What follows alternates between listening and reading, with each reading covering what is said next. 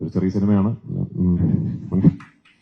പിന്നെ ഇത് എനിക്കിതിപ്പോ സത്യത്തിൽ എല്ലാ സംസ്ഥാനങ്ങളിലും പോയി അവിടെയൊക്കെ വാചാലമായി ഈ സിനിമയെക്കുറിച്ചും സിനിമയുടെ കൺസെപ്ഷനെ കുറിച്ചൊക്കെ സംസാരിച്ചിട്ട് തിരിച്ച് വീട്ടിൽ വന്നിട്ട് നിങ്ങളോടൊന്നും പറയാനില്ലാത്തൊരവസ്ഥയാണ്.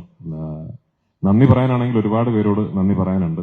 ഞാൻ വെറും എന്റെ 3ാമത്തെ സിനിമ മാത്രം ചെയ്ത് അതിന്റെ റിലീസ് കാത്തു നിൽക്കുന്ന, ഇപ്പോഴും നമ്മുടെ തലതൊട്ടപ്പന്മാരുടെ മുന്നിൽ ഒരു പുതിയ സംവിധായകനാണ്. ഇപ്പോഴും ഒരു മലയാള സിനിമയിലെ ഏറ്റവും ജൂനിയർ മോസ്റ്റ് ഡയറക്ടേഴ്സിൽ ഒരാളാണ് ഞാൻ.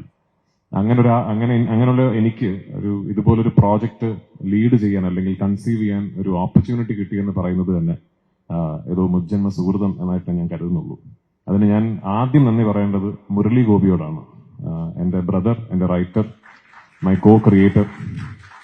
ഞാൻ സംവിധായകനാകാൻ കാരണം ശ്രീ മുരളി ഗോപിയാണ്. അദ്ദേഹമാണ് എന്നോട് ഒരു കഥ പറഞ്ഞിട്ട് ഇത് രാജു സംവിധാനം ചെയ്യുന്നോ എന്ന് ചോദിക്കുന്നത്. ആ ചോദ്യത്തിലാണ് ലൂസിഫർ സംഭവിക്കുന്നത്. അവിടെ നിന്ന് എന്നിലെ സംവിധായകനിൽ വിശ്വാസം അർപ്പിച്ച് ഓരോ പ്രാവശ്യവും അദ്ദേഹം എഴുതുന്ന വാക്കിന് ഞാൻ കൊടുക്കുന്ന കൺസെപ്ഷനിൽ കോൺഫിഡൻസ് കാണിച്ച് എന്നെ ഇന്ന് ഒരു മലയാള സിനിമയിലെ ഏറ്റവും വലിയൊരു സിനിമ കൺസീവ് ചെയ്യാൻ ഒരു ഓപ്പർച്യൂണിറ്റി കിട്ടിയ ഒരു സംവിധായകനായി മാറിയതിൽ മുരളിയുടെ പങ്ക് വളരെ വലുതാണ്. 2, ശ്രീ ആന്റണി പെരുമ്പാവൂർ.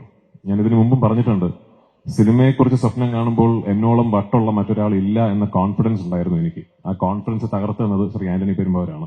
എന്നേക്കാൾ വട്ടനാണ്. സിനിമ എന്ന കലാരൂപത്തിന് യാതൊരുവിധ ലിമിറ്റുകളോ അതിർവരമ്പുകളോ ഇല്ല എന്നും നമ്മൾ കേരളം എന്ന കൊച്ചു സംസ്ഥാനത്തിലായി പോയതുകൊണ്ട് തന്നെ നമ്മുടെ സ്വപ്നങ്ങൾക്ക് പരിധി വേണമെന്ന് ഒട്ടും വിശ്വസിക്കാത്ത ഒരു തികഞ്ഞ സിനിമാ സ്നേഹിയാണ് ശ്രീ ആന്റണി പെരുമ്പാവൂർ. അങ്ങനെ ഒരാളെ എന്റെ നിർമ്മാതാവായി ലഭിച്ചതിൽ ഞാൻ ഒരുപാട് സന്തോഷിക്കുന്നു. ദൈവത്തോട് നന്ദി പറയുന്നു.